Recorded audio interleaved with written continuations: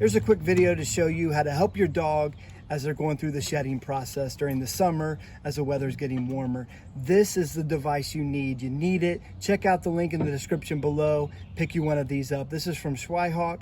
This device is a comb. It has these great rubber tips on the end of it, on all the bristles. It's going to pull the hair off real easy, but the thing that separates this from all the others is this button right here. You click this button, the bristles go away, and you can easily scoop up all the hair that's there.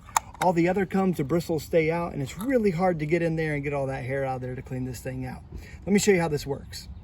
All right, this is my dog Roxy. She's a lab. It's summertime and she is shedding terribly. So I'm just going to take it and brush down her back just like this. And you can see how much hair I'm collecting in this comb. It's simple. We press the button, all those bristles go, and I can throw this stuff away, keep it out of my house. Recommend that you do this at least every other day to your dog during shedding season, and you're going to be all good. I hope this video was helpful. If it was, give us a thumbs up.